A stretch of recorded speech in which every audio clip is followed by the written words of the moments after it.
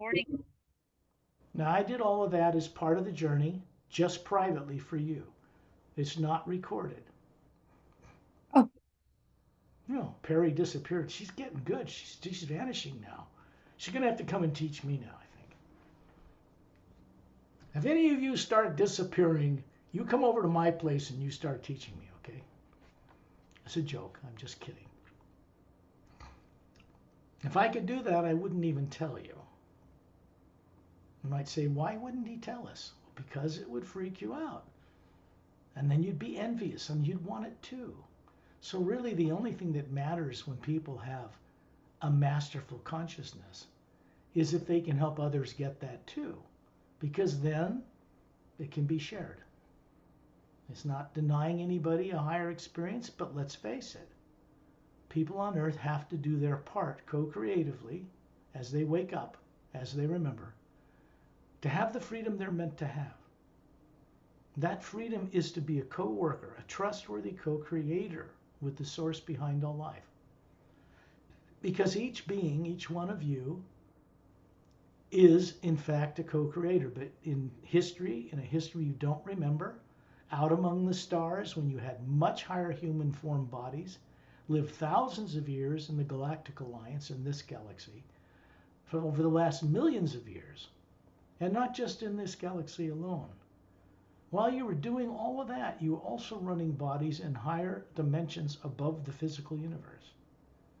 You've been made to forget all of it. So how can people on earth make correct decisions to save themselves if they don't have access to all that wisdom and experience? They can't. It's impossible. They're not awake enough to make right decisions.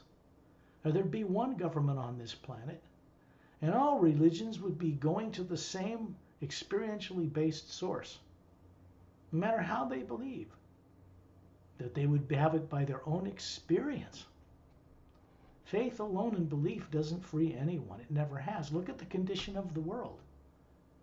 How have all the prayers people have prayed in for millions of years changed anything here? It hasn't. Because the truth is, we're meant to go back to the source while we're running a body, because we aren't bodies and never have been, and bring back our experience and new awareness and insights to the source and share it. Because that is how the source can change the way the lower worlds are run. It's how the upper realities above the void, where there is no negative nature, never has been, which is where all four of us come from originally, which means as spherical beings, round, like planets and moons and suns and stars are all round, because they are made in the image of their creators, or if you wish, prime creator, source creator. It's made in the image of what it looks like at source, and it's not a human body. It's not a reptilian body. It's not a gray body. It's not an extraterrestrial form. It's not a physical form. The energy in space that all things float in, creating electromagnetic fields around the spheres and galaxies, so they can float in this other medium in a balanced way, is known as the omnipresent hue expansion ray. It comes, you could say that it's hidden in plain sight on Earth in the word human.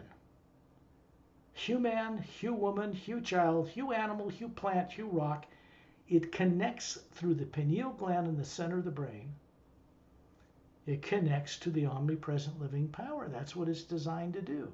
So you could say, quite rightly, that once the hue crosses your path, or you cross it in a life on any planet like you're having on this very backward planet Earth, which is not a very evolved planet at all yet, then your life changes because you start making connections to the source itself.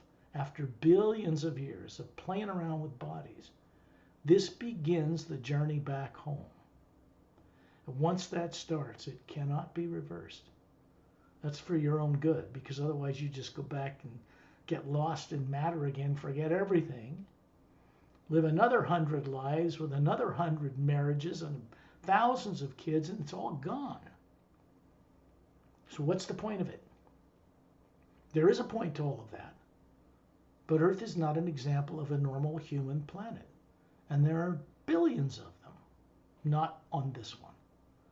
where humans live normally, running bodies and having families, but they're aware of what they are that isn't the physical body. There's a huge difference between people on Earth and people out in the galaxy.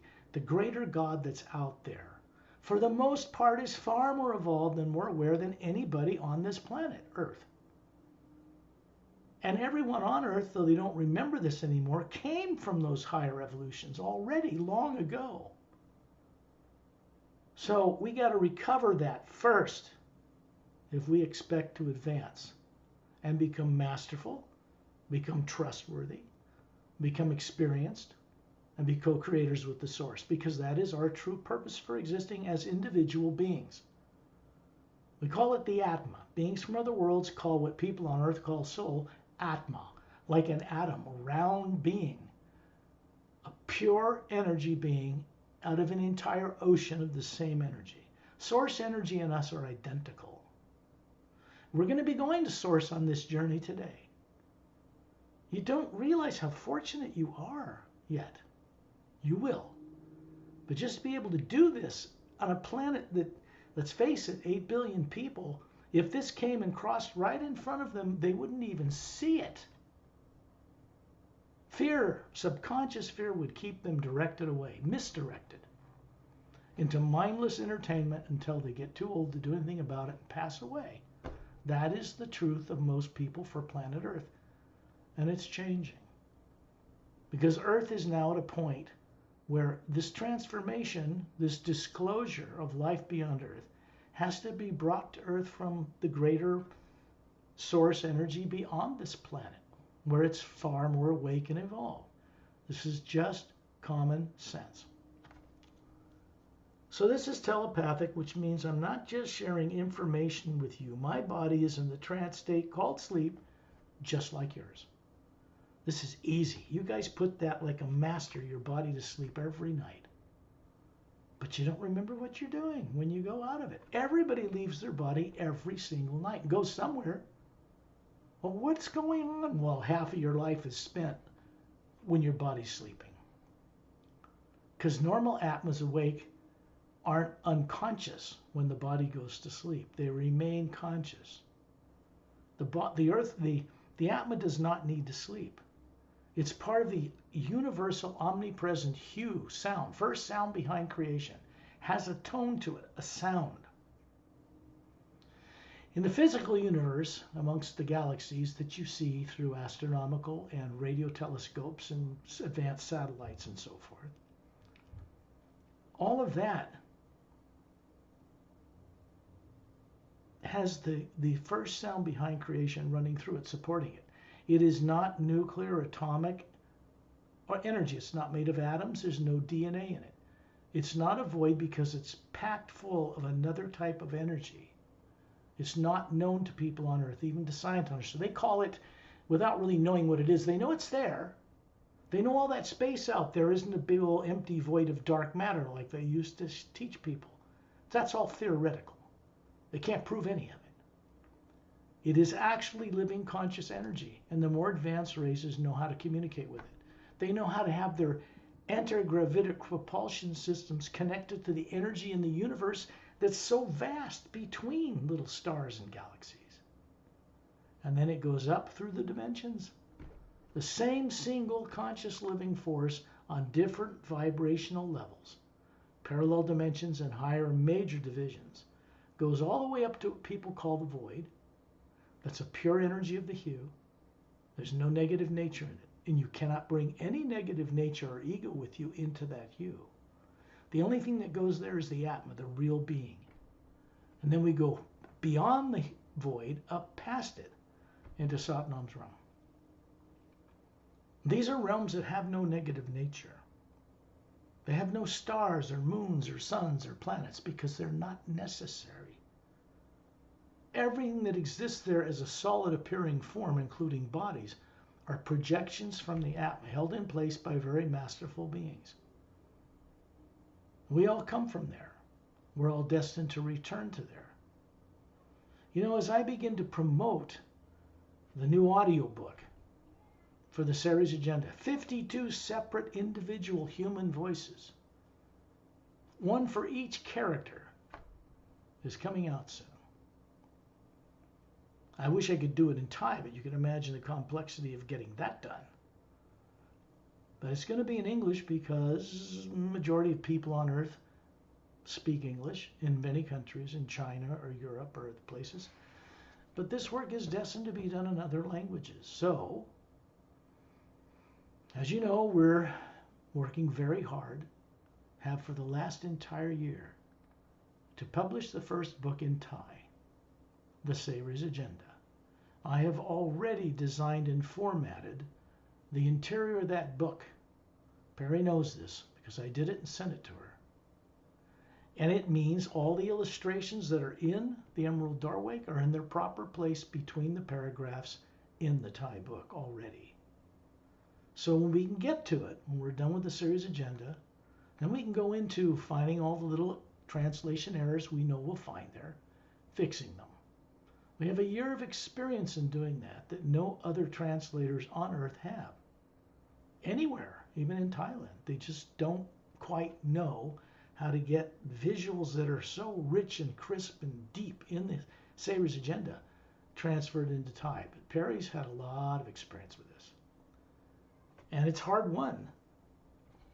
So we're going to have to do this and finish it. I think we're on chapter 25. We're almost there. And then we have provided for us Word files of the Emerald Parallel Time Trilogy. We have to put them in the format they should go in, which I've already done for the Emerald Doorway. Then I'll have to do it, me personally, not someone we hire in Thailand or anywhere else on the planet. Because as a publisher and author, I know how to do this. Even if I don't read Thai. Pari already found this out. I showed it to her the other night. And she sees how it's done now. This is good. So the formatting part of it, designing exterior and interior, remains with me as the publisher, as it should. That way, when it becomes in Thai, it'll be the most efficient and accurate representation of this work for Thai people. Okay, we set that aside. Consider it part of this journey. Just a few minutes of it to bring you up to date. I have someone that I'm working with who's promoting this work to get book sales up. A lot of people just don't read books anymore. They're lazy. They want like a audiobook, maybe. Okay. I've built one. It's unique. It's one of a kind. As far as I know, there isn't another audiobook like this. It's like listening to a major motion picture in audio. Different characters, voices for different characters. A British main narrator voice throughout it because it's very eloquent. It's riveting. It's captivating. So I don't know what will happen, but it will be published soon. The Savior's Agenda Thai book will be published soon. These journeys are quite separate from, say, book sales and feature films based on the books, because the screenplays are already written for them. They're already done. Way ahead of the game on that. But I wanted to bring you up to speed simply because there's a lot of work going on in the background that we don't talk about, we normally don't share with people. Better they have access to it for their benefit than us talking about it, I guess is the point. We always travel on the omnipresent living power that is in fact and does exist, supporting and behind all that you see. You get Hubble space telescope images of outer space going trillions of light years away, seeing billions of galaxies. And then they got so far into it recently, in the last 2 years, they found out the Big Bang Theory doesn't hold up. They already dropped it because the universe didn't start from nothing and explode into everything. They already know that. They're starting to wake up. Quantum physicists and some other astrophysicists on Earth, more classified, understand this energy is there. They don't know what to do with it. So they call it 0 point or toroidal energy, the energy of the universe. It is real energy, but it's not made of physical atoms or molecules. And it exists behind and supporting all that stuff, even you. So when what am I doing? What am I really doing? I am connecting through the pineal gland in the center of the brain. This is a secret because it's even suppressed in the Vatican. They know about the pineal gland, but they don't want it out there. They are going to put it out there because I already am. The Galactic Alliance and masterful teachers are doing this now. And it doesn't have anything to do with what people on Earth decide anymore, because they aren't making correct decisions for their own survival anyway. People on Earth do not have the right to blow this planet up and affect hundreds of billions of life and life forms in parallel dimensions and life in our own solar system that people on Earth don't even know exist yet. We will never have that right.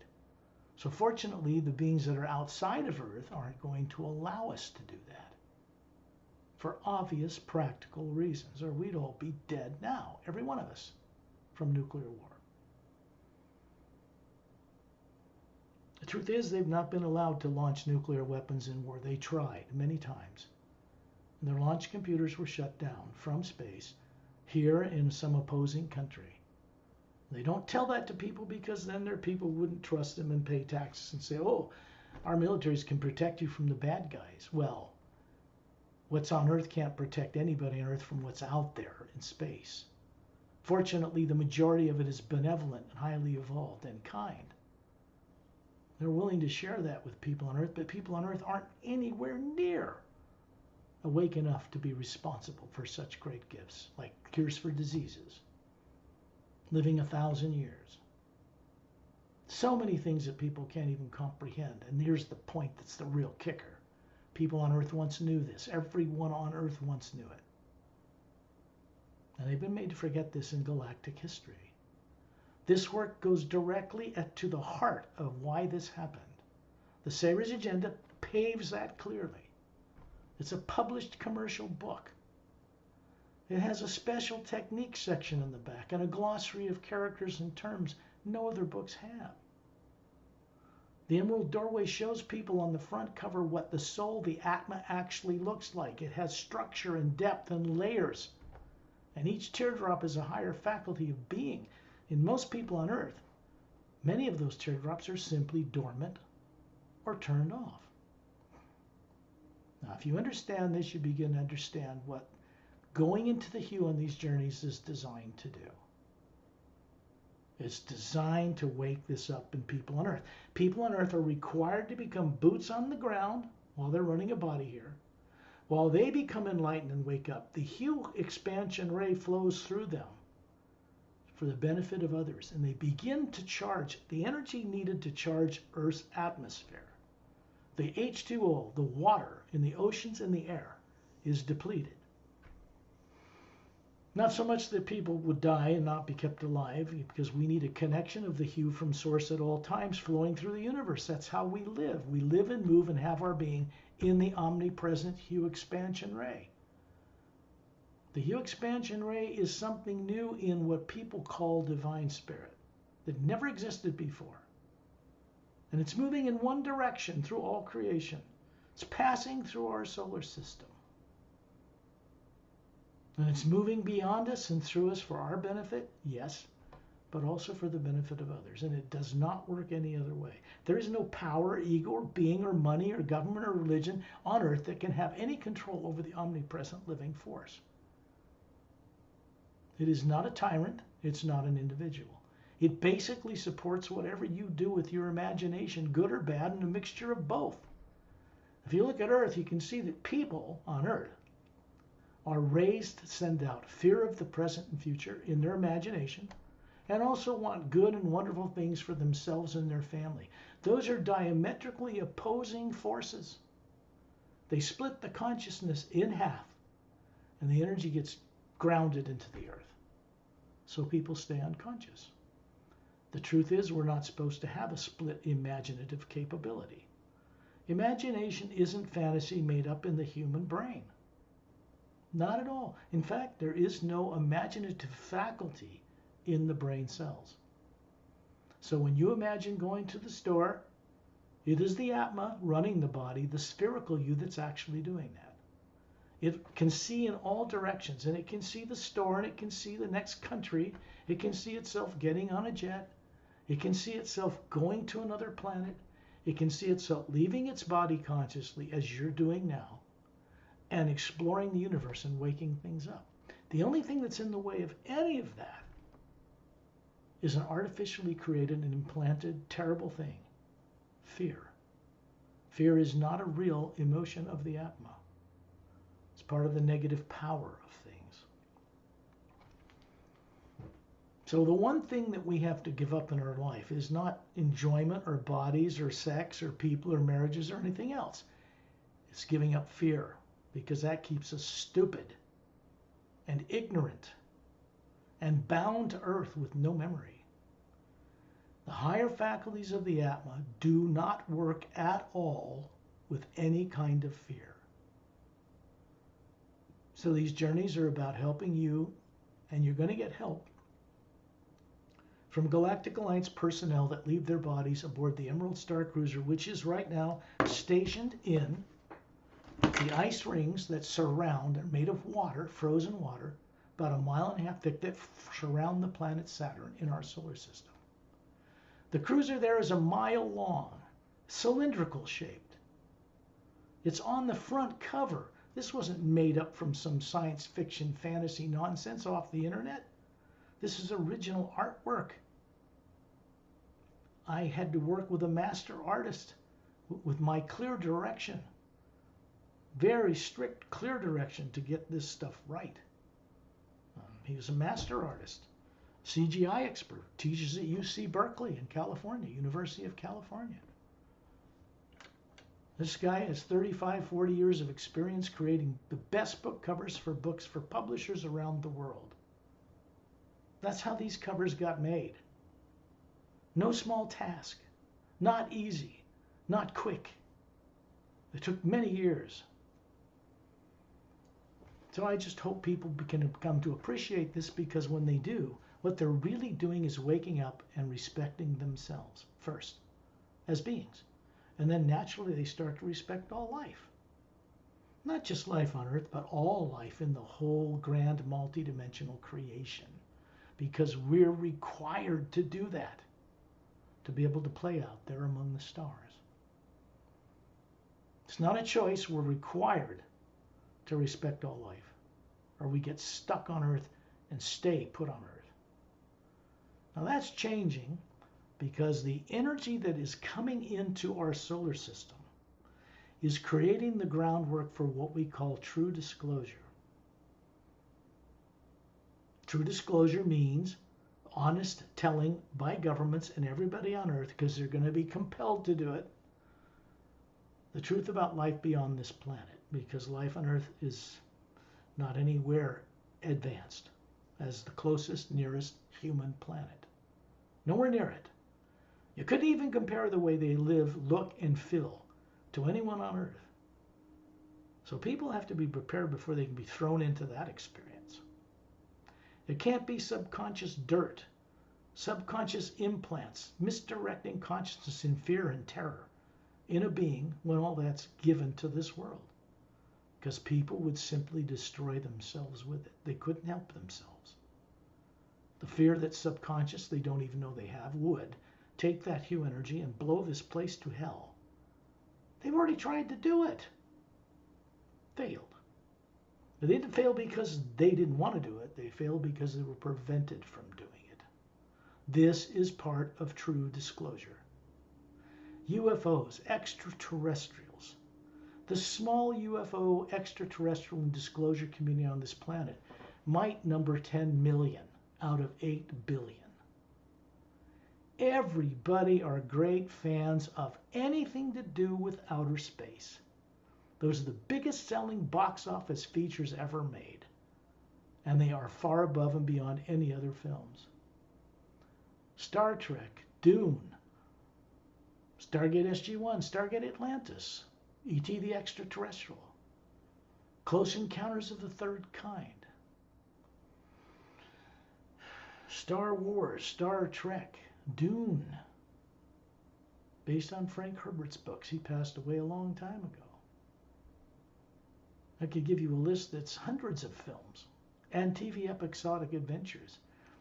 The film business on this planet, its true purpose hasn't even been scratched yet, but it is being prepared for it. Be aware of it. Be part of it. We're going to say the hue. We're going to send it out 5 times first, and then when you start seeing what I share with you, you will be seeing it. Allow yourself the kindness and privilege and respect of your own being to see it, because you don't need to learn how to be a master of visualization someday in the future. This is something you've all mastered a long time ago. Fear is the only thing that keeps you distracted or misdirected from acknowledging that you know how to do it. Here's the point, so practical. If you know how to imagine going to the store, taking your family to the beach, you see it first in your vision, not in the brain, and then your body follows and goes to where you want it to go. That's how it really works. Now, people on Earth are not taught to see things beyond Earth. They're taught to fear them. There's boogeymen out there, and there's devils and Satans, and you'll get in trouble if you leave your body, and all this kind of nonsense, which keeps people controlled and grounded to the planet Earth, unaware of everything they once knew that was, let's just say, taken from them. This is part of the journey, this first half hour, because the energy that's flowing through me from outside of this earth is imparting to you this understanding as it passes through you, waking it up. That's why you become smarter after these journeys. That's why you become more intelligent. Because you start to go out as an Atma and you start to regroup and gather back awarenesses of things that you should naturally know without having to think twice about it. And that pure energy we merge into when we go to the source is brought back with us to Earth. It passes through you for your benefit, and then it's dispersed into Earth's atmosphere as part of true disclosure, as part of transforming this planet for the first time, instead of allowing it to be destroyed. Nuclear war has already destroyed all life on this planet long ago, millions of years ago. Nuclear weapons are not new. Life has been coming to this world from the stars for 65 million years since the dinosaurs were made extinct. You got to understand, where's all your missing history? When we go into the Emerald Doorway as a training course, we just finished 29 chapters, 1 a week, of the Saber's Agenda. A lot of work. I have to go on the journeys. I have to create and document and write down the entire journey that I guide before I guide them once a week. We finished that. The next one's going to be the Emerald Doorway. That is a very different book from the Saber's Agenda. There are illustrations in that book. There aren't any other books on Earth published with 32 illustrations this refined. Like, not even Harry Potter books have that. I had to do that as a publisher because no publisher would have spent the money to do it. It had to be done as a publisher, not seeking a publisher. Or it wouldn't have been done on this planet. Simple as that. So when we go on 38 chapters of that book once a week, if we do it, people are going to be experiencing their own history. Starting over 100,000 years ago, with the Galactic Alliance coming to our solar system. Prior to the last polar flip of the planet's poles of planet Earth that destroyed all life on the surface. Now think about this. There have been 6 ice ages in 600,000 years.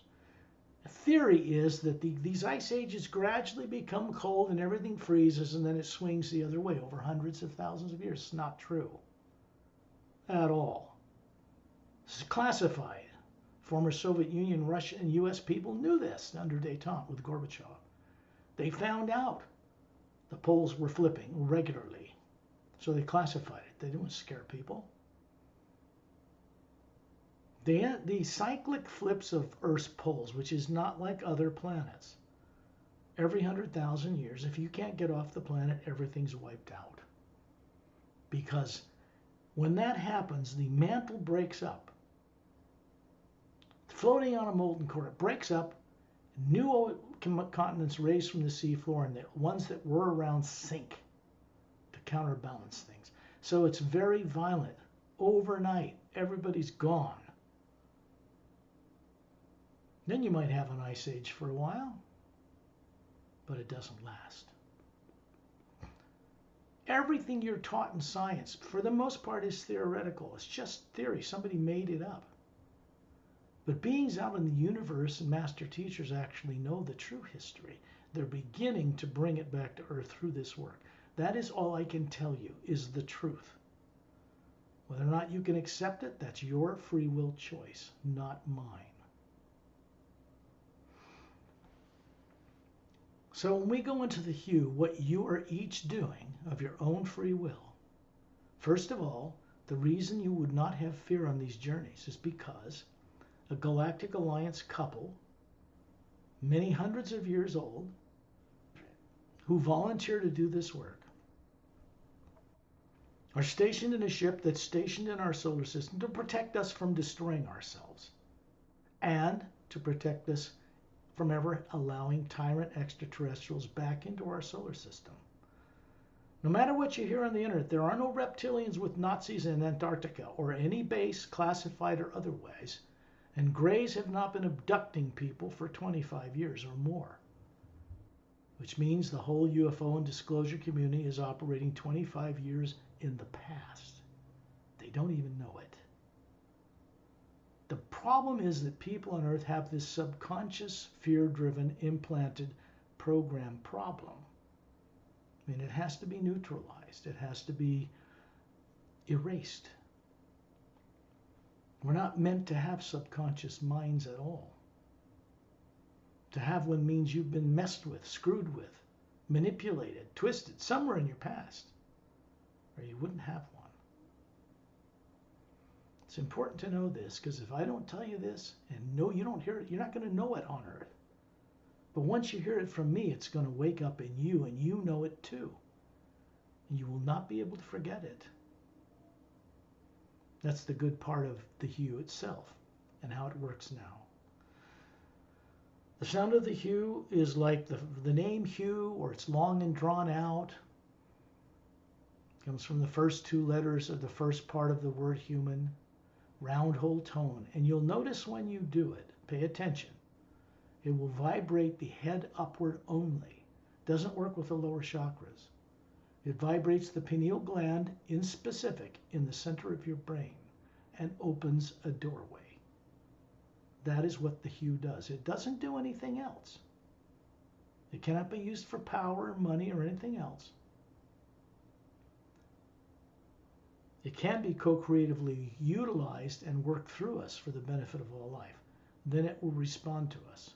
It starts to become our teacher, the source itself, of which we are a part. And then it starts to reel you back into the place where you started, while you're alive, while you're running a body on Earth. It's important to know how this works, because if you don't know it, then you're not going to know it. It's not taught on Earth. Gurus on Earth out of India or Tibet, they don't know it. They don't teach it. They teach the lower dimensions below the void, but they don't know what's above it, really, do they? Because their background and their upbringing and their gurus taught them a certain thing, and they're never taught, they're just not really taught what's out in the universe. They can share with people that there is an astral, causal, mental, and etheric plane. Even Hinduism does that. And there are other cultures that do that on Earth. But that doesn't give you the experience of knowing what your body you're running there does. There's a big difference between believing something and knowing it. Normal human beings know stuff. They don't believe in stuff.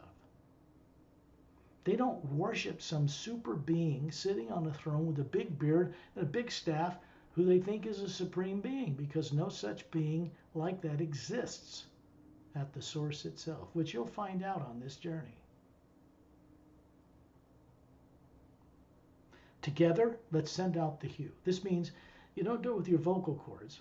You just send it out inside. Match my tone. We're going to do 5 tones and raise the tone each time.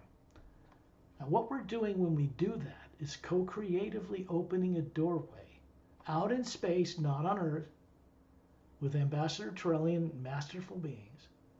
It's going to connect right to the source, above the void, bypassing the lower dimensions of time and space. Astral, causal, mental, and etheric, bypassed. There's negative and positive things there too, these higher heavens. And there would be a terrible distraction for you if we started focusing on that junk. Better to get you home above the void in pure positive energy that has no negative nature and get you back to Earth bringing some of that with you. That's the point. Because that's what wakes you up. That's what tells the source behind all life that you're ready to become a co-creator with it, which is what we're meant to do. It's our destiny anyway. I will begin those tones now. Just do them with me silently while you hear my voice.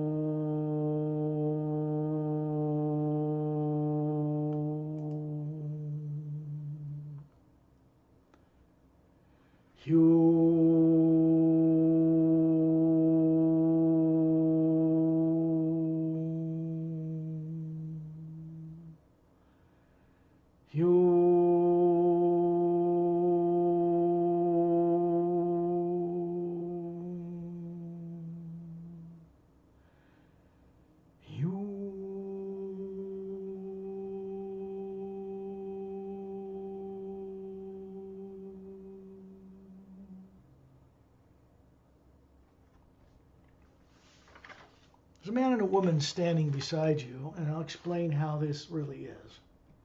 This is not a cult. It's not metaphysical. It's not psychic.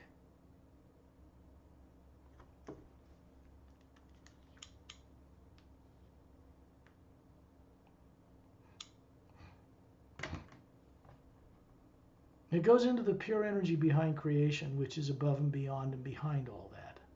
It isn't split into 2 opposing forces, good and bad, right and wrong. Neither are we in our true state.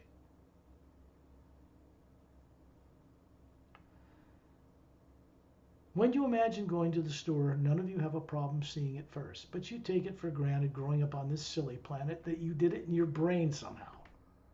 There is no motion picture camera of brain cells on one part of your brain that can project an image on a movie screen on the other side for you to watch, made of brain cells. And then you have to ask yourself, who's watching? That isn't the purpose of the brain. That's not its function, by the way. The human brain is not capable of holding or comprehending the multidimensional creation. But as an Atma that runs a body, you are. That's what's capable. Not one lifetime, one personality, one brain on Earth. No. If you're deprived of all of the lives you've ever lived in the universe over billions of years, when you find yourself on Earth with no or little or no memory, how can you make good decisions? How can you make proper decisions? How can you go explore the universe if nobody on Earth teaches you that or shows you that when you're growing up? Well, you can't. Possible. So some energy has to come to this planet some way to trigger enough awakening and for you to let go of enough fear to boldly step forward and go on these journeys, because there isn't any other way to recover yourself than doing it. Watching a journey on the internet or on YouTube helps you understand the basics, but it doesn't give you the experience. That's impossible. There isn't some, mindless entertainment thing. You watch a video and now you're enlightened. No. No. You have to do a lot of things, exploring and creating and co-creating, waking up with really wonderful beings who are not from Earth if you expect to wake up to that creation. So they're standing beside you. You are hovering near the ceiling looking at your body. Same as the faculty of seeing yourself going to the store, except now you're being directed to see your body below you, sitting in that chair. Simple act of imagination, which is not fantasy. You are a spherical being, just like on the front cover of the Emerald Doorway book. And in front of you, you're projecting a form, a unique prototype form that looks human, about 36 years of age. You've always been able to do this since before the lower worlds of time and space were even built. So don't tell yourself or me you can't do it. That's baloney. That's a fear talking. Subconscious misdirection, whispering at you. These two beings, hovering beside you, spherical, are projecting the same kind of perfect body. If you're a male, like Alex and myself, you'll see a perfectly flawless young adult male about 36. Doesn't matter if you're 10 or 80, it'd still be 36. It looks human, it's dressed well, but it's flawless. It is a projection from the white core of the spherical being we are. When fears are turned off, we know how to do this. It's how we communicate with each other. It's how we show each other the unique nature of the Atma that we are. It's based on the prototype physical human form that Satnam shows us. That's in the Atma plane. That's above the void.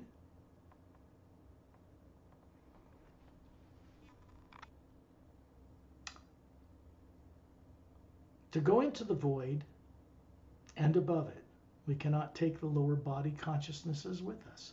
They are made of molecular time rate matter designed for each parallel dimension that they live in, like Earth is in a certain parallel dimension. There are levels of parallel dimensions of planet's Earth that are quite different from the one you know of. Within the physical universe, 144 levels of it, before you even get to the astral plane. Now, who's teaching anybody that on Earth? No one. Well, this work exposes it to people for the first time. They once knew it. You have a right to know it. If you really want to, you can.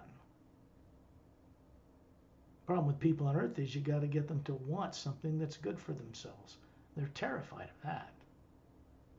Subconscious terror, not conscious.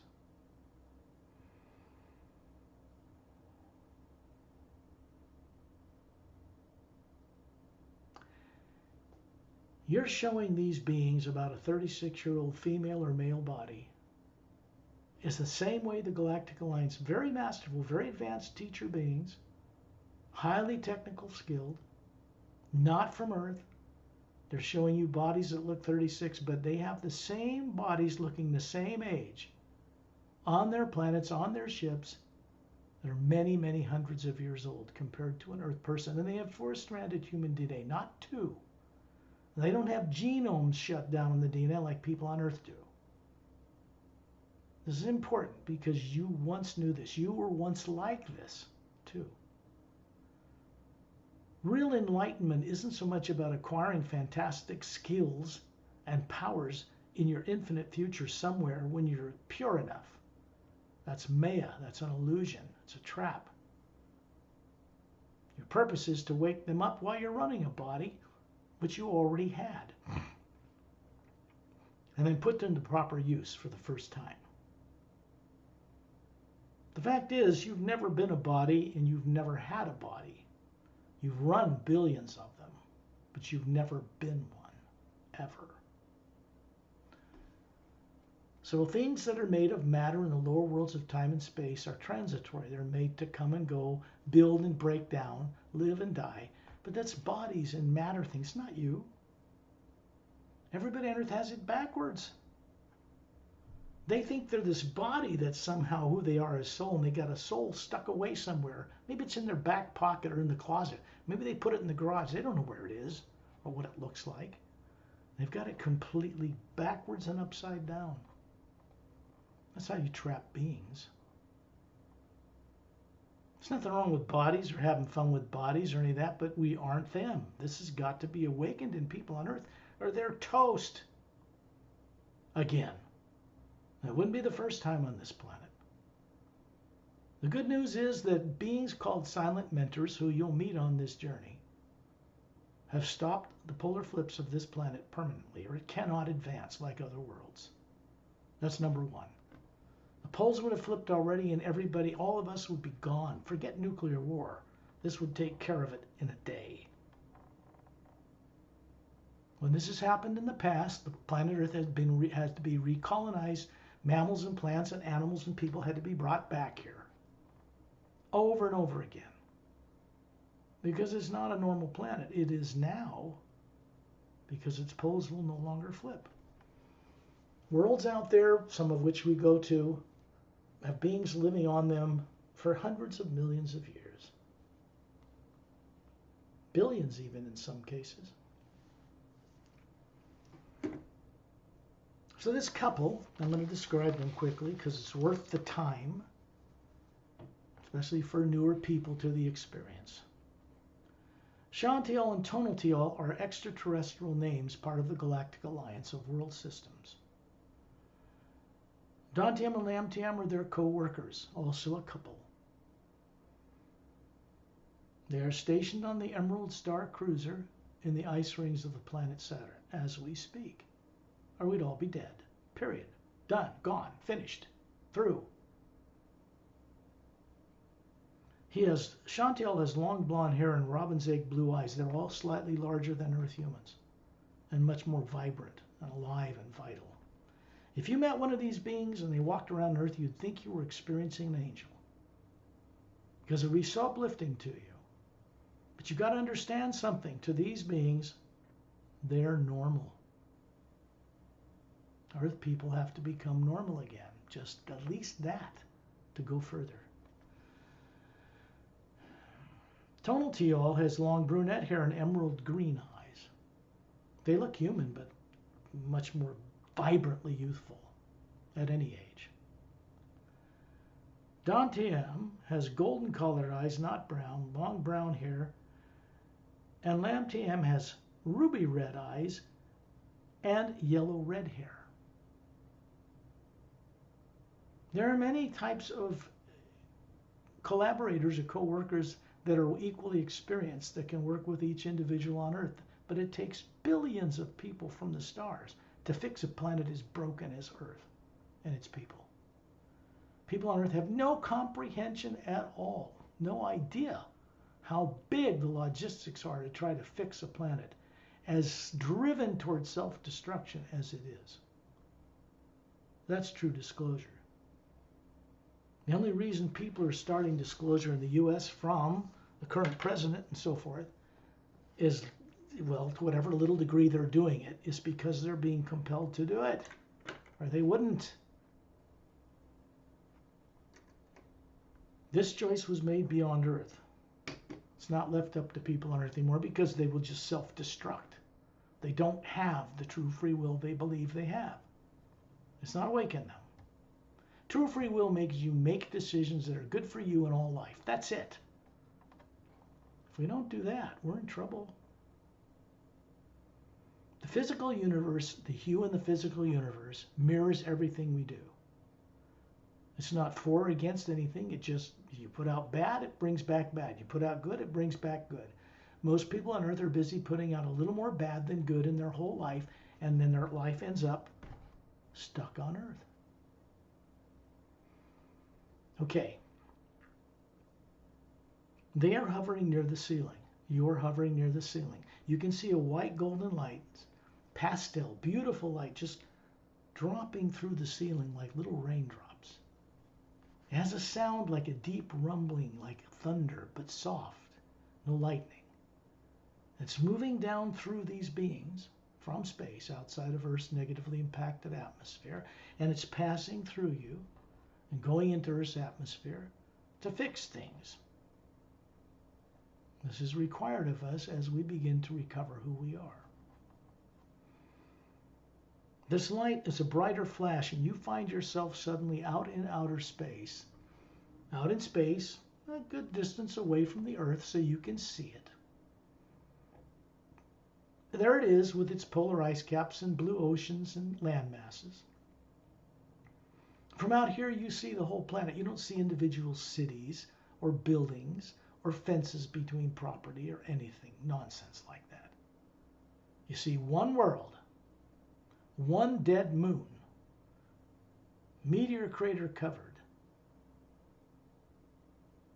orbiting the Earth without turning on its axis. That's a broken device. It's going to be fixed. Has to be. Then you see the stars around us. But when you see the billions of stars in the Milky Way galaxy, big blue ones and great big yellow ones bigger than our sun, and yellow, smaller yellow ones, and big red giants and little red dwarfs, and nebula, the energy supporting all that is the omnipresent living hue expansion ray itself. It's a living consciousness, but it's not an individual like us. We are different. And you can see Ambassador Turellian standing 18 feet tall, and all of us, 4 of us, are separate in 4 places around this circle around him. To each side of us is standing this Galactic Alliance couple. They're wearing a Galactic Alliance uniform. This is pure, I don't want to call it spiritual. It's pure energy in the form of a human dressed, okay? But the spherical atma above them is who they really are. It's a blue-gray, it's kind of a blue-gray single form-fitting, silky-like fabric with the shoes built into it that they step into and fit into as one garment. There's a Galactic Alliance symbol on their right chest. It is a silvery golden galaxy with 4-sided golden-sided pyramid with a quartz top piece and 3 cobalt blue stars in triangular formation above the apex of the pyramid. That represents the Galactic Interdimensional Alliance of Free Worlds. This is just barely becoming disclosed to people on Earth, and in fact, even the people in the UFO community don't know it, because it's centered on a planet called Zetronomy 1, near to the galactic core of our galaxy. More than 450 million spacefaring world systems are part of that organization. Not individual planets, whole systems. This is who's dealing with us now. Or we'd be dead and gone. Out here in space, around Turellian, the reason he's showing you an 18-foot tall body is because that's what the Say rays once had over 1 billion years ago. Their whole race evolved where they immortalized these in a certain way. They broke down the 12-stranded DNA, stored it as a memory in one of the teardrops near the first layer around the white core of their being, an individual faculty, let's call it. And when they want to produce a body like the one he's showing us, which if he was walking on Earth, you'd go up and touch it, he'll draw on the omnipresent hue itself, fill this 12-stranded DNA, and instantaneously have a body. He doesn't have to feed it or take it to the bathroom. And when he's done using it, he puts it away. These are pretty advanced beings. When we're in the presence of such beings, the energy of the hue is moving through them. Can you imagine? And then through us. Which means it's passing through us. Which means we have the same potential as such beings. The sound of the hue rumbling around us and the visual white golden light is everywhere. When you look out in space, you can see all the black you see in a Hubble Space Telescope image, except it's a white golden light to you. The Atma can see it. 2-stranded human beings with eyes on Earth can't see a high enough frequency to perceive it, so it appears dark blue or black. But as the Atma you are, of course you can see it. Scientists on Earth in the classified arenas know how to detect it. They just don't know what to do with it. They can't see it visually, but they can create electronic instruments that can see it. They just don't show it in any photographs yet. We are out in space in the omnipresent living power because we're capable of doing it, even if you've never been taught this before. Something you once knew well. There are other beings, the couple from the Galactic Alliance, that have left their bodies in lounge chairs aboard the Emerald Star Cruiser to come here, because where we're going, spaceships cannot go. The most advanced intergalactic alliance spaceship that can travel between galaxies can't even go into the astral plane. There is a barrier like the void between these divisions that keep them separate and balanced and sane. Otherwise, it'd be chaos. Physical, push matter around to get results. Astral, emotion pushes all matter around. That's where all emotion comes from. Causal, cause and effect, where we master that. Mental, instant thought produces instant manifestation. You better be careful with that one.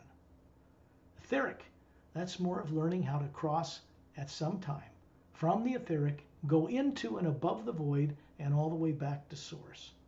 Training that takes place there is to get beings to do that leap, and most of them won't do it because there's still some negative energy mixed with the matter on that dimension as well. These are higher heavens. They're not paradises. You want paradise, you've got to go above the void. The lower worlds will be that mirrors of the upper worlds one day, but somebody has to help make this happen. It's got to be us. We come from that same source. We're meant to return to it. Etta and Din are Drens, silica-based, not carbon-based. They're from the planet Oceania, and they're 3 feet long from the tip of their cute, adorable snouts to their tail, standing on strong hind legs, upright like a person. A thumb and 4 fingers, a big toe and 4 little toes, like a human. Pale green, big bulbous blue eyes, cute as the dickens, courageous to a fault. Now, these are master teachers. When I first met them 100,000 years ago, which you will find out about in the Emerald Doorway book, because that's part of my life then. Otherwise, I couldn't have written it. I could have known it. I never learned any of it on Earth, that's for sure. I first met them coming to this solar system as a captain in the Galactic Alliance itself. Then. You were all there too. Even if you don't remember this yet.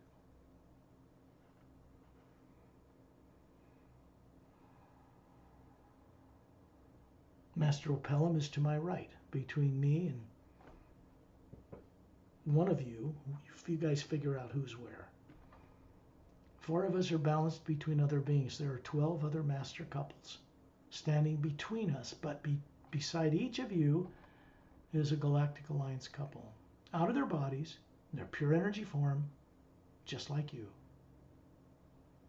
When they go on these journeys, they bring back pure energy from Source itself and send it to all of the 450 million world systems, and they all benefit.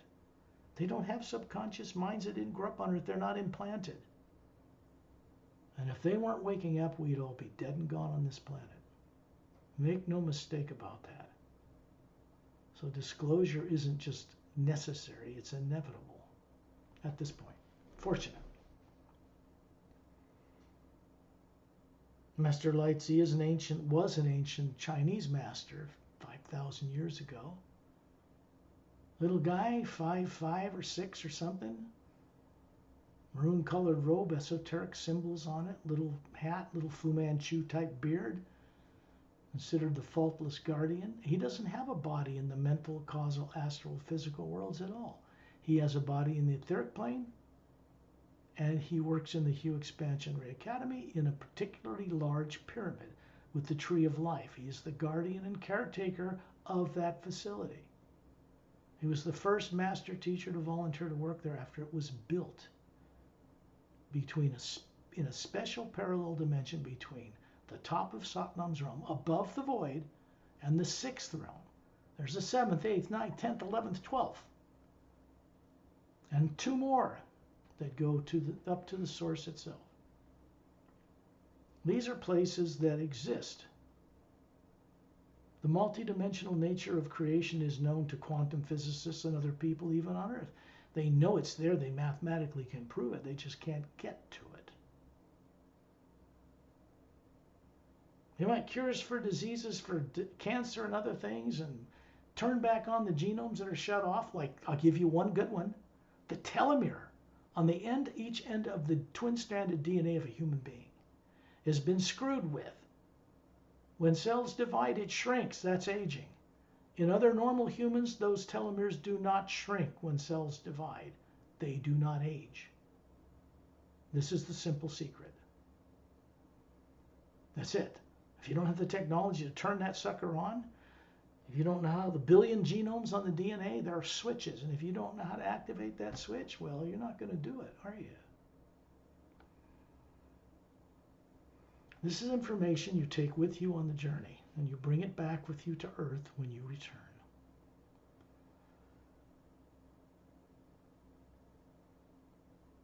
Master Opellum is from the planet Oceania, like Etta and Din, who are Drens. They're not human, the Drens, but they come from the same world system. Oceania is a water-covered planet 4 times bigger than Earth, with 3 moons the size of Earth with no polar ice caps orbiting it. And those planets orbit around a trinary or triple sun system. Understand this, even scientists on Earth today know that most of the stars in our galaxy are binary, meaning 2 suns, smaller one circling a bigger one, or 3. Some have 4, especially when you get closer to the galactic core.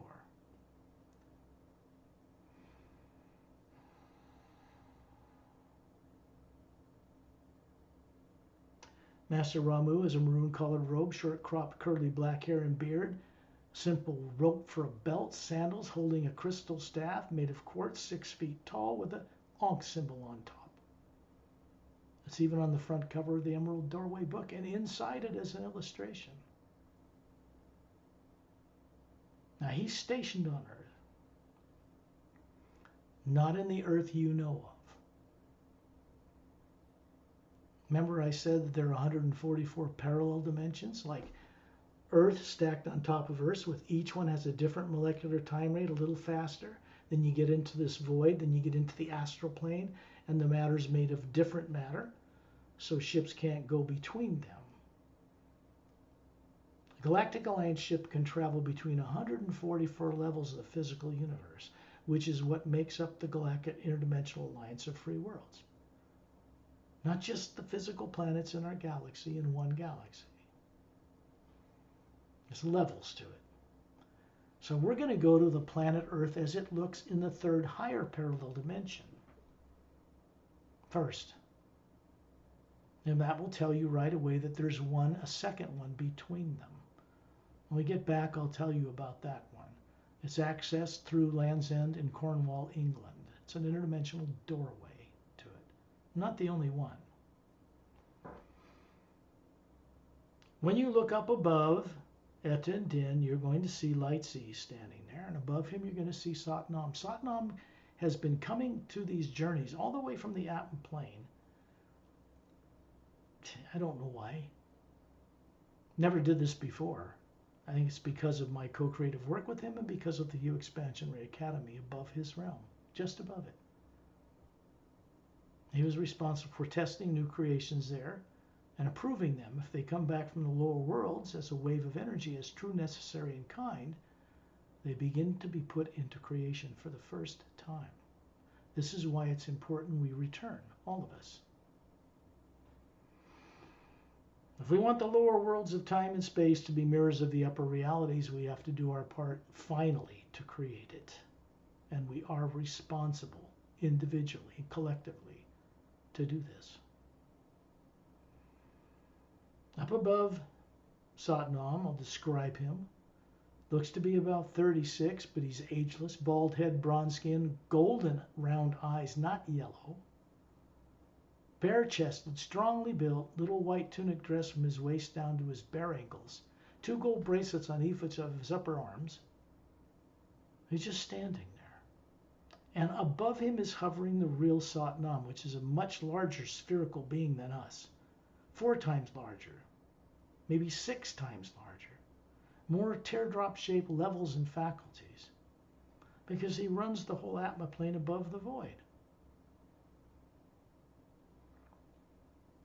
And above him is an hourglass-shaped, whirling slowly clockwise, interdimensional vortex between the physical space near Earth, goes into the void, goes beyond the void into the Hue Expansion Ray Academy, all the way up through the planes to Agam Purusha's realm and then into the source or prime creator itself.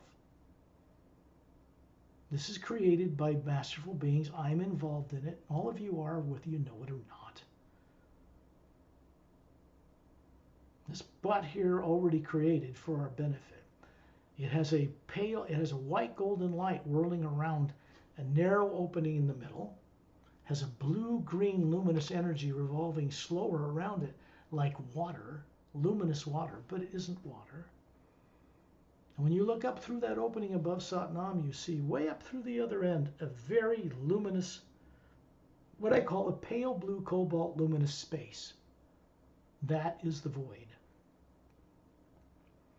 Many people on earth, some monks, believe that the void is the realm of the Supreme Being. It's not. So they don't go further than that, even though they are capable of it. So if we want to go above the void to the higher realms, we have to go there. We can't just talk about it. That vortex is already there, but as we go on this journey, we're going to be adding our own hue to it to brighten it up, and we're going to be adding co-creatively to it to go on the journey. That's our responsibility. Because right now, fear is not in you. It's turned off. The two people beside you on this journey have kept it off. They're keeping your subconscious mind turned off for the journey. Why? So you can bring back to earth an energy that has no negative nature, that's made of your own character, lights up the inner white core of your being. You bring it back to earth, and it starts changing the little consciousness you have on earth, making your brain work more of its surface area, raising your IQ and your ability to understand and see the multi-dimensional universe again. The intelligence and wisdom you are is in the Atma, not in the brain of one lifetime. You've got to get over that illusion now to make any progress. This is true for me or any other Atma that exists anywhere. Now we're going to send out the hue together, just the four of us. But understand this.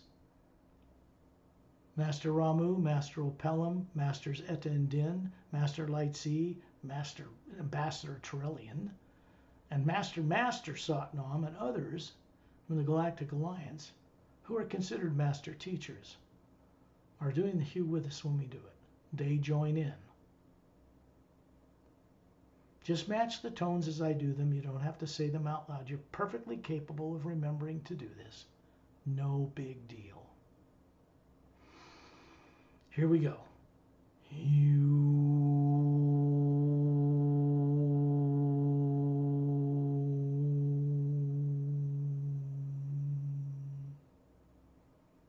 That's the you actually moving from out beyond earth through you.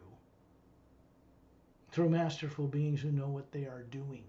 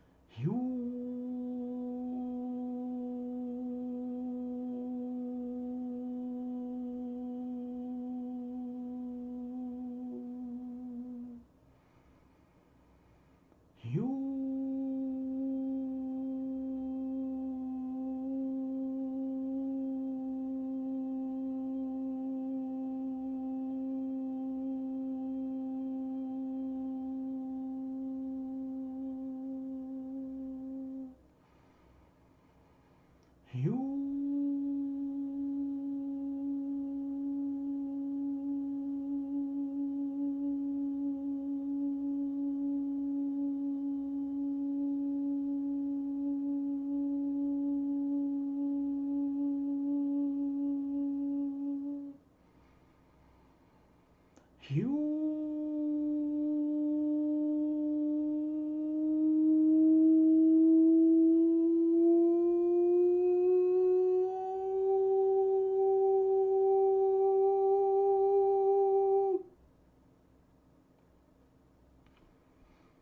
space, surrounded by golden white light, the sound of this humming, you look up into this vortex.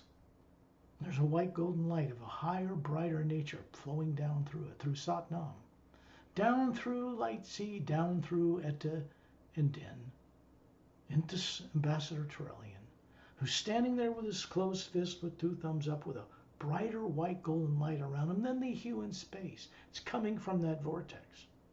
He's passing it through his own form and surrounding a group of us, a dozen other master teachers, the couples beside each of us, this total of 8 beings, and a transparent oval-shaped hull like golden white light, like the hull of a spaceship.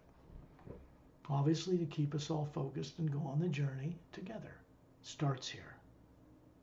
We're not going up into that vortex yet. We have places to visit first.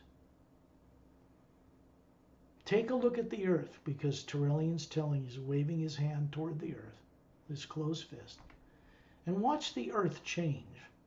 What we're doing is raising the vibration up so that you're beginning to see the third higher parallel dimension where there's a different earth than the one you know of right now.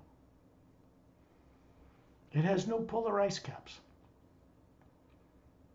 It has a beautiful moon the size of ours, full of atmosphere, water, and little lakes and oceans and mountains, and some clear dome cities on it. And then you look at the big, and it's circling the earth, turning on its axis properly.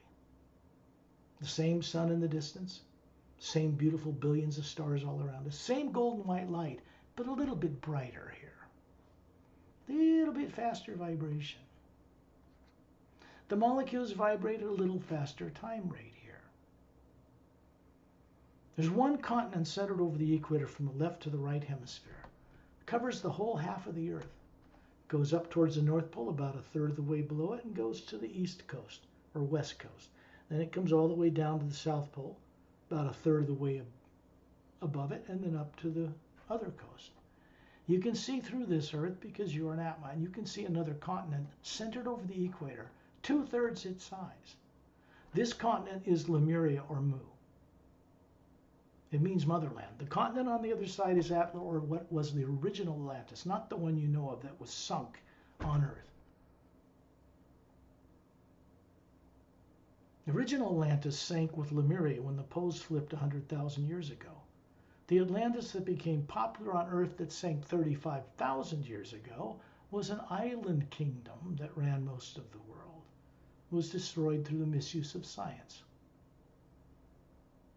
You got to go back further if you want to know the truth. You're looking at a Lemuria, the planet Earth that never changes its poles. It never has. It has no pollutants in its atmosphere. Very few people live on it. It is an experimental world designed to help change Earth as it is now. Things are tested out there before they're brought to Earth, like making Earth a live moon turning on its axis again. It will be mirrored from this place. You see down near the southern pole an upward curved half-moon shaped glowing emerald green beach at the bottom point of that continent. There's no polar ice caps.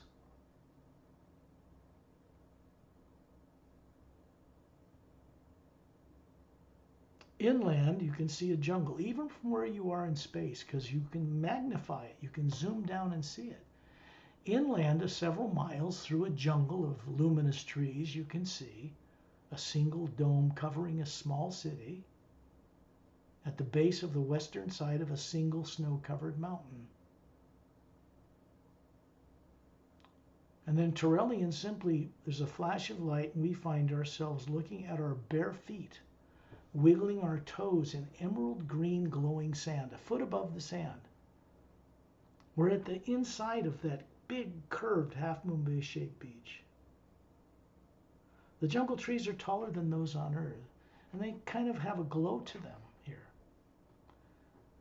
The calm blue-green ocean water behind us, where Ambassador Turelli is standing 18 feet tall up to his knees in the ocean, still got his 2 thumbs up, smiling. The atma he is much bigger than ours, hovering above the form he's showing us.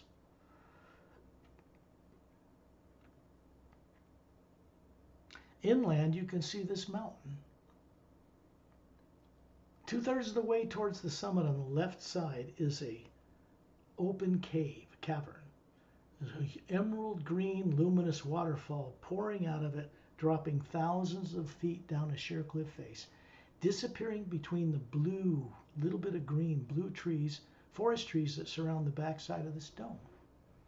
And up above this cave is an oval tunnel lit with little semi-spherical domed lights. That winds down inside this mountain and comes out in a cavern created as a Galactic Alliance base inside Mount Shasta in Northern California. It was built there in 1908. And if it wasn't there, we'd have gone up in nuclear war. There wouldn't have been anybody to stop it.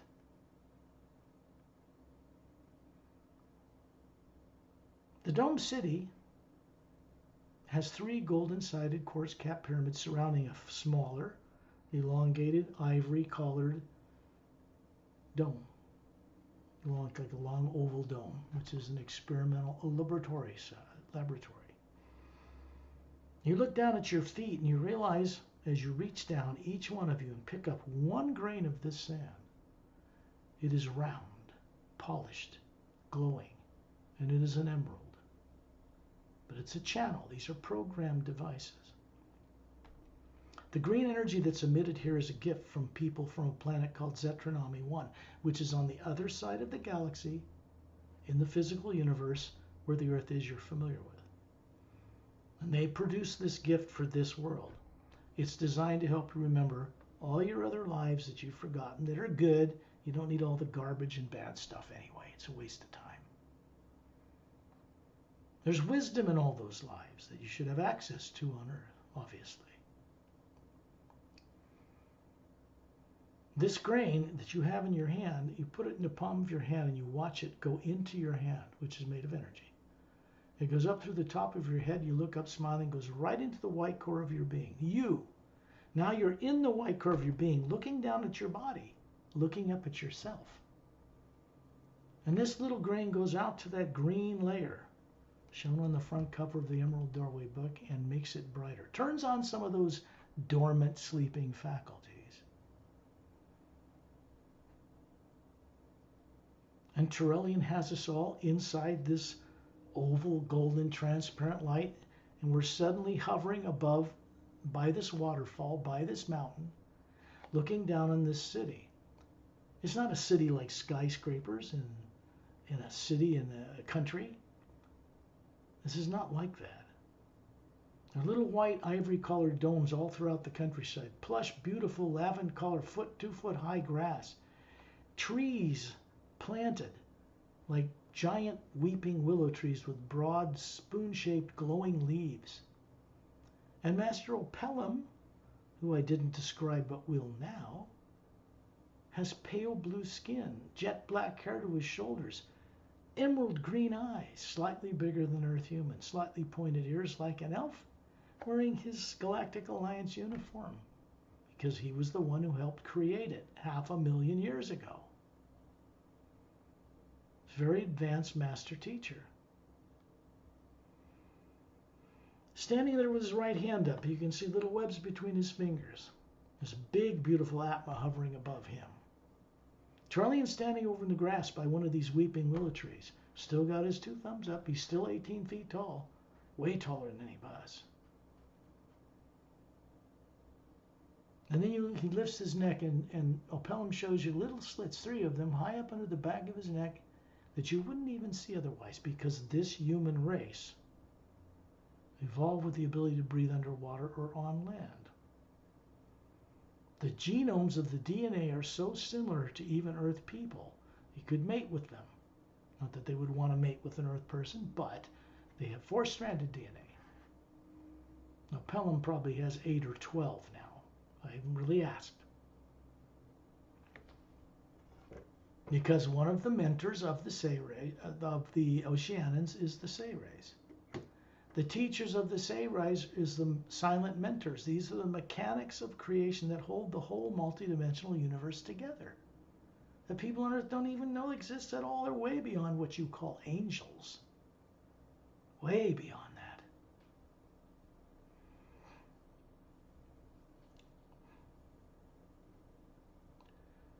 And we're being moved up above this dome city and going up above this waterfall and right down this tunnel. It's quite wide, several hundred feet. There's these half semicircular, half-sphere domed lights going down the tunnel. But it's made of a oval glass. It's transparent blue. And we're like a ship traveling down this tunnel.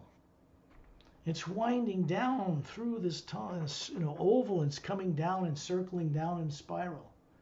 And we come out and opening the back wall of a huge dome-shaped chamber. It's been polished, the walls. There's gold veins and emerald crystals in pockets for aesthetic reasons.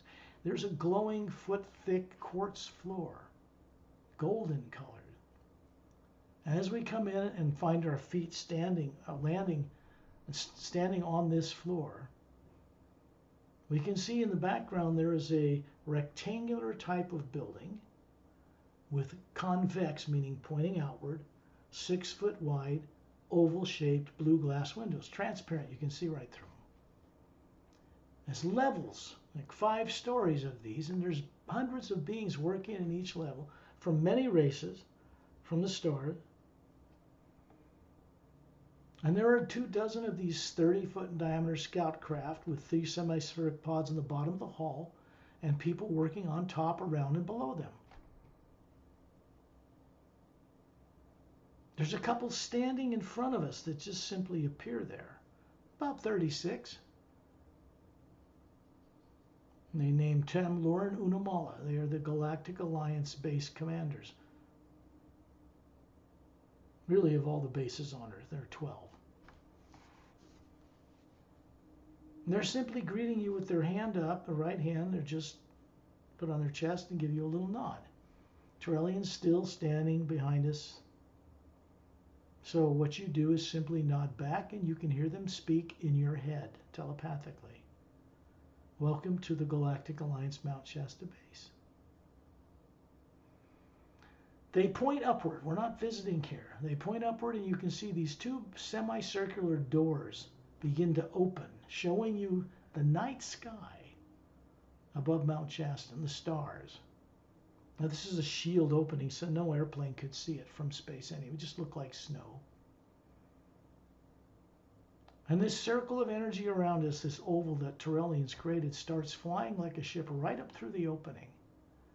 The next thing we know, it darts into space between the Earth and the Moon. Remember, we were already standing around Turellian in space? Now we're back here.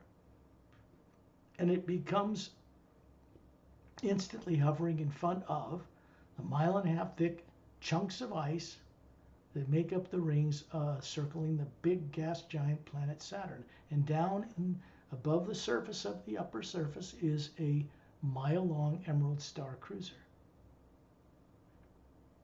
Blue-gray metallic, has many of these 6-foot-long convex curved blue glass windows. They're observation portals down the middle of the hall, all the way around it. And in the front, a square observation window from the control room, 2 rectangular curved ones around it, the same on the other side because there's identical control room on each end of this ship. And you already know it's designed to go through interdimensional portals or doorways, either way. There's a scout ship about 30 foot in diameter with 3 semispheric pods on the bottom with a thin pale blue anti-gravitic light around it, approaching the middle section of the hall. And it starts to turn transparent, and then it moves right through the hall. And you can see into the hall for a moment, and you realize it's a big football field size hangar bay with these ships landed in parallel rows. And it lowers down and lands next in between 2 other ships and shuts off. You can see there's a triangular opening at the far left end and a triangular opening at the far right end. The golden glow to it, like a luminosity. There's a conveyor type belt that moves between them constantly. That's how you access the ship. There are no open launch bays on current Galactic Alliance spacecraft. They did occur 100,000 years ago, but not anymore. You'll find that out if you explore the Emerald Doorway. It's pretty simple. But we're not going in the ship this time.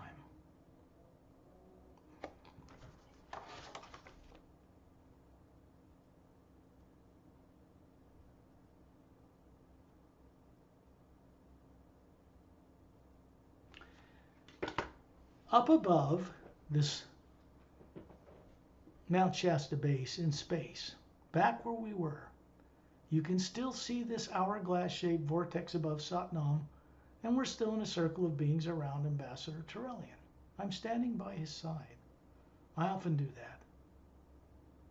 Satnam is both in the atmosphere, way up in space below the void, but he's standing to the left side of Ambassador Turellian. I'm standing to his right side, because they can be in more than one place at one moment.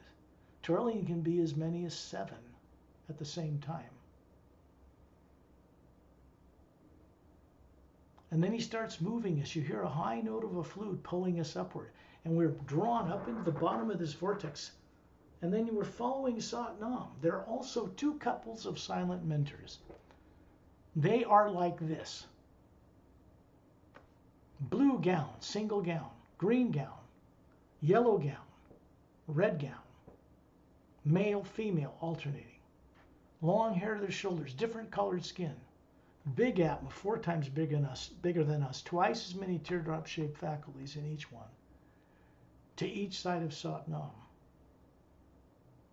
The top silent mentor, who I've met, has assigned these here to go on the journey to be part of us, because normally silent mentors do not directly relate with or interrelate with beings like us. They're too busy. They hold it all together. They don't have time to be personal teachers of people. So we're going someplace where we can rub shoulders with them. You hear a high note of a flute and there's a flash of light, and we're suddenly all the way through this vortex, all the way up into, and find ourselves hovering inside a huge, infinite, cobalt blue, pale luminous light everywhere. There's no structures, no buildings, no planets, no stars, no moons. There are beings here that we'll introduce to you someday, but you can't see them. And we're moved at incredible speed all the way through this vast void until we begin to see way up ahead a single point of white light, which spreads very quickly into a huge diamond luminous beach, stretching in a huge curve as far as you can see left and right. Till it curves, obviously implying that this beach, wherever it is, circles a massive landmass, a circular landmass. We're hovering above this white diamond-like beach, wiggling your toes in the sand, looking down at it. It's glowing a foot above the sand, like the one did in the third higher parallel dimension of Earth with the emerald green beach. But this is different. This is charged particles of round, spherical, diamond-like crystals. One of them will go right up your legs, just one. Top of your head, you look up smiling. This is the perfect younger form you have. It goes into the white core of your being, and it makes that whole core brighter, charges it. This is to help you remember your existence and co-creative purpose above the void, back to source. It's a gift from Satnam. He's hovering above these jungle trees here, which are every kind of tree you can think of, but they're transparent. There's energy moving up and down the trunks. These beautiful birds a foot long fly out of the branches of the tree and line up in parallel rows in front of us. They're a foot long with beautiful V-shaped split tails, rainbow-colored bodies, thousands of colors blended perfectly. Big blue eyes. They look kind of like a blue jay, but they have 2 sets, double sets of wings. They're hovering there like like a hummingbird. And they start to sing. And they're above them, we got to look at this. Above them is an atma 4 times bigger than us, like a silent mentor. And that's the real beings. And these beings are singing the hue, male and female, with perfect voices. They're singing a sound and manifesting the void. They do it 24/7. They are maintaining the void that we just moved through. Beings do that. It's not mechanical. They're welcoming us here. One of them, male or female, will fly up to each one of you. And they'll simply say one thing. Do you want to remember? Answer them however you wish. And they go back to the trees. They're done. Satnam moves over the top of the trees inland, and we come to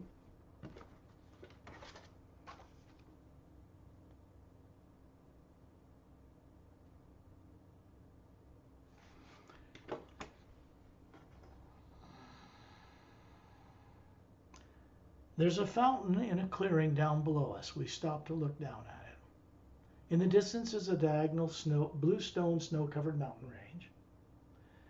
At the base of that mountain range, several miles away, are these foot-thick golden steps leading up to these big pillars like a Greek temple. But there's all glass. It's all crystalline. There's a blue lapis lazuli gold-laced stone, 2 big pillars that hold up a 4-sided, golden-sided, quartz-capped roof. And you can see it, right, hovering above this clearing we're hovering above.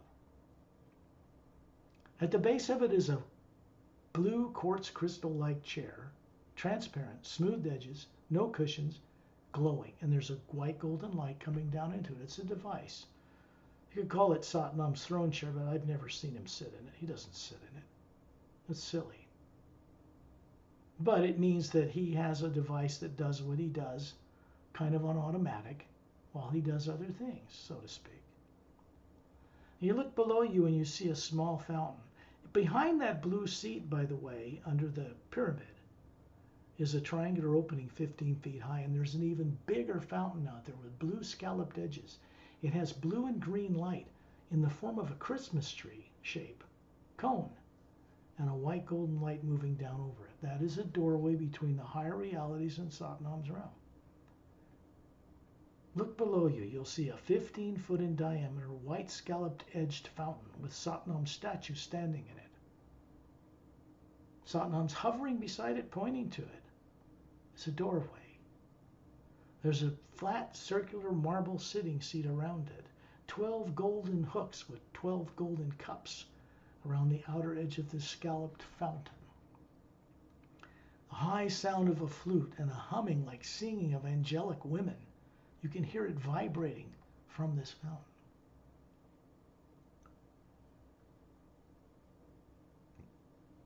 Turelian has us now go up this light, this shaft of white golden light above the fountain. When you look at Satnam's statue, looks just like him, but it's got his palms open, facing down at his sides, and the light is pouring through his palms, filling this bowl. It's dropping around the scalloped edge in a glistening, luminous, golden white sheet of light and vanishing in the ground. It goes into the void.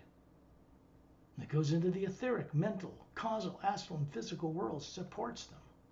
It comes from here and from that other fountain and other places located in Satnam's realm. The Atma plane, the original home of the Atma, you, the spherical being. And we're suddenly shot up this, and now we're going a short distance. We're coming out of a vortex into a brighter cobalt blue, luminous space. And in the distance, you can see floating in this vast arena of a cobalt blue atmosphere. You can see the white golden light of the hue behind it. And in the distance, a single massive circular floating landmass. This is in a parallel dimension created between the top of Satnam's realm and the 6th realm. Higher heavens, you might say. As we approach this beach, you can see it's even brighter diamond-like beach, circling around the outer circumference continuously is a blue-green glowing wave that's crashing consistently on the beach, circling the entire circumference of this floating landmass. It comes back to where it starts. Now, silent mentors run this place and hold it together, in part. Master teachers do too. In the center of this landmass are 6, in a circle, way in the center, bluestone snow-covered mountains. They circle an administration tower. The administration tower, we find ourselves suddenly hovering above its point. And you can see down in between these 6 mountains, there is a blue-green donut-shaped lake circling a white island. This blue, transparent, crystalline clear, transparent administration tower comes up into a narrowing cylinder. There's a flattened oval administration area with another fountain in it, with the same thing coming down it, but there's no statue of Satnam here. And it goes up to a minaret point as tall as the mountains. We're hovering above it, so we can look out into the countryside and see an overview of this vast circular floating landmass. There's no planets or moons or suns or stars here.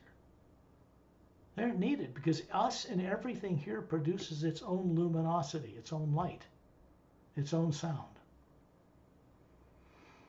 When you look at this north, south, east, and west, you can see at the base of these 6 mountains these horseshoe-shaped golden glowing tunnels.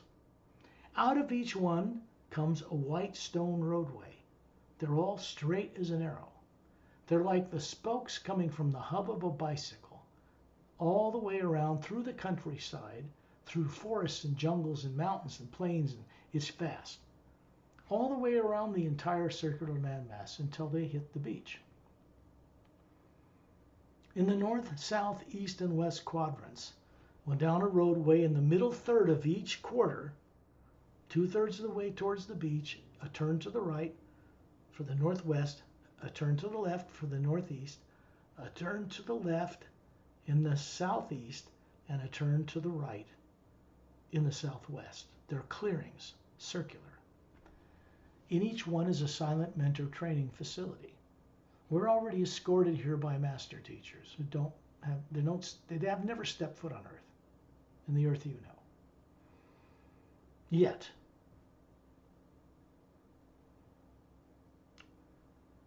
we're going to the southwestern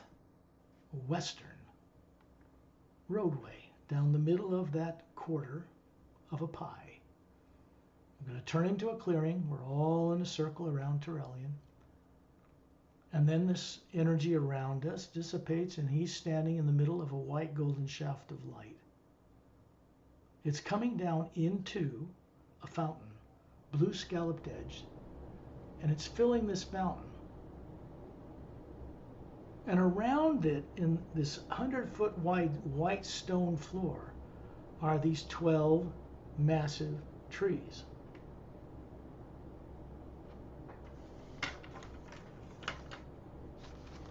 Standing above each tree, on top of it, is a silent mentor, alternating male and female. One has a blue gown on, one has a green, one has a lavender, one has a red, yellow, green, all the whole thing. 12 of them. And above these forms they're showing us, which remember they have no facial features, all you see is a white light where a face should be. But when you look into those faces, you see levels upon levels upon levels of bigger and bigger galaxies, the multidimensional structure of creation. They live within it. This is how they think and how they see things. There's a white golden shaft of light coming down into the huge atma they are, right down into the form they show us, and all of us are standing in a circle around Turelian. Now, I'm by his side, right inside the shaft, but I'm also standing in the circle with all of you, and 12 master teachers, and the couple that escorted you here from the Galactic Alliance. The energy is coming down through Turelian, still got his thumbs up with his closed fists, passing through the atma we are, through our physical forms, and it's passing up into the trees and going up into the silent mentor form and up into the spheres they are, and it's moving both ways. Now, and also, above this fountain, you're going to see a crystal headset floating there, just below Turelian's feet. It's clear and transparent. It fits around your skull and over the top of your head like 3 prongs. So which one of you find it duplicate itself, and then it puts itself over the top of this pure energy head that looks like a 36-year-old perfect person. Now all it's doing is connecting us to the source. This silent mentor facility is for connecting people to the source, bypassing many planes to go to Agam Purusha's realm and then the source itself. The sound coming from this shaft of light coming down through Turelian is unimaginable on Earth. Far prettier than any group of orchestras, and more beautiful voices, men and women singing the hue than you can even comprehend. And so we're drawn upward. You've got this headset on. The first thing you see when you put it on is a fiery realm somewhere. And then we're in a circle of beings inside this golden oval sphere of light around Turelian, shooting up this shaft of light in the center of this circular clearing. The next thing we know, we're coming out of into a fiery realm. Blue and green and lavender and orange and red just coming out of the ground and dissipating, and like gargoyles and images, and some frightening and some beautiful, and just up and down and in and out. And there's a massive being approaching us. His name is Agam Purusha. His sphere. I would recommend that you ask to be his friend right now, because I did that when I first met him. Most people are terrified of this. It's massive. This being regulates the raw power of eternity through it, and distributes it constantly through the lower universes, through the upper worlds, universes, then down through the void and so forth. So he's always with every one of us in the energy we are inside. He's like a single entity, but he's omnipresent. It's hard to explain. So we've been friends for a long time. There's a big tree in this fiery realm. It's a big silver golden tree, like a fir tree. It's massive. The branches are bigger than planets, going down and disappearing into the floor of this fire energy, and the top of the tree is beyond the range of sight. But the trunk is transparent, and there's a very bright white golden light moving up and down it. So he's given us permission. Turelian takes us all as a group right through the branches of the tree. We pass right through it. This is the tree of life. As you do, you notice in each single needle is represented a planet or a place or location, not only in the upper worlds, but in all the lower worlds of time and space. That's why it's called the tree of life. Each needle connects as a doorway to each place. And we're suddenly shot up this shaft of this trunk of this tree, and we come out into a far more brilliant cobalt blue light. Now we have entered the realm above Agam Purusha's that is called the Source, or Prime Creator. Now you have a much more brilliant cobalt blue light, brighter than anything below, and in the center one single galaxy-looking structure, gold and silver in color. Has a huge bulge in the center, like the Milky Way galaxy, but it's hollow in the center. And there's a white island, and hovering above it is a massive Atma, way bigger than a silent mentor or any of us. It's not really an Atma. It's a nexus of all Atmas in all creation that creates a presence you can speak with, connect with, communicate with. The next thing we know, we're moving across this vast celestial space. The sound is drawing us toward the center. As we move between what you thought were stars circling a center, you find out they're individual massive Atmas circling this center. And as you pass between them, and the space between them is very vast, you recognize that you belong here. You are still here. You never left. We are multidimensional capable beings as the Atma. And then we're shot into the middle, past this island, right into the white core of this massive being. Thousands upon thousands of teardrop-shaped layers. And in the center, you realize that the white core of your being is identical to to the source white core itself. And then you hear a deep baritone voice mixed with the celestial quality of an angelic woman's voice.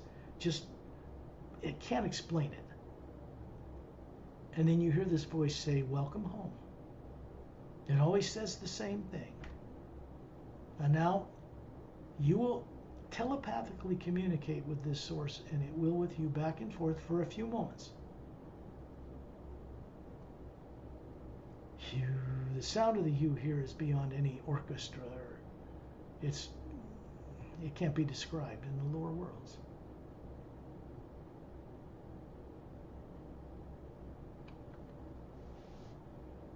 What we're gathering here is energy like we have always been.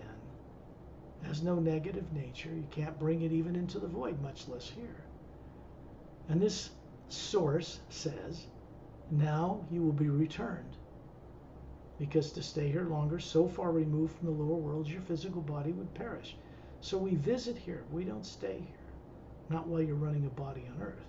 You can come here, get more enlightened, but physical bodies can't handle this kind of energy. So you're going to bring it back to your body and raise the vibration of your body and its intelligence upward. There's a flash of light. We find ourselves hovering above where we live, near the ceiling. The Galactic Alliance couple is beside us. They smile at you and vanish. The white golden light of our journey is passing down through the roof of your home, right through you, through the physical form you show others, pure energy that looks human, right down through your sleeping physical body. But then it goes out through this big sphere of light around you. People call it the aura, but it's not near the body. It's spherical. Same shape as that which exists around the planet Earth. We call the electromagnetic field, or toroidal energy. It's passing through you for your benefit, but it's going out into Earth's atmosphere. It's going to 3 pyramids not made of physical matter stationed on Earth for this transformation.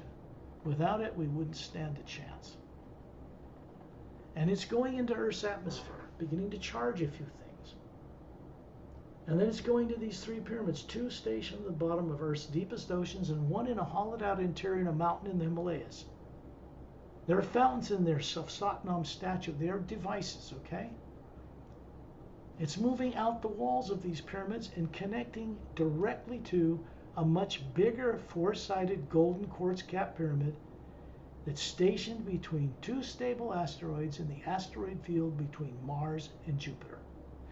There is an asteroid field circling the sun at high speed like a planet, 50,000 miles an hour or whatever. That was a planet that was blown up in history. That's how the asteroid field got there. There's roughly twice as much distance between Mars and Jupiter as any other 2 planets. Figure it out. You were part of that history. That energy is beamed from that pyramid to the others that have begun to appear between individual stars. And then it's connected to the white shaft of golden white light. It's not a black hole. The center of our galaxy, which is an interdimensional portal. And then it's shot all the way back up through the dimensions right to source, where we just came from.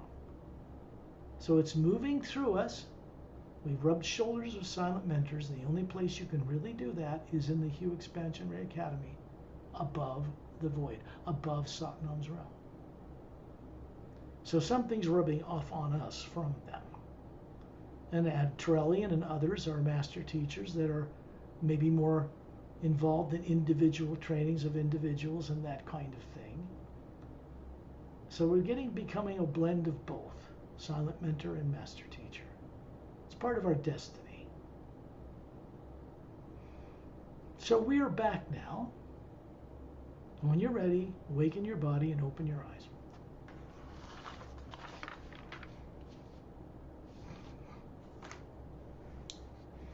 When you go on a journey like this, it will take whatever time it takes for you to let yourself know the truth, to let yourself accept that you can understand this stuff, not as a brain and body and personality you grew up with, but as you, the Atma, the real you. This can comprehend such things. This cannot. But this can train this. That's how enlightenment really works. It's not taught this way on earth yet, but it will be. Now, I will bring this recording to a close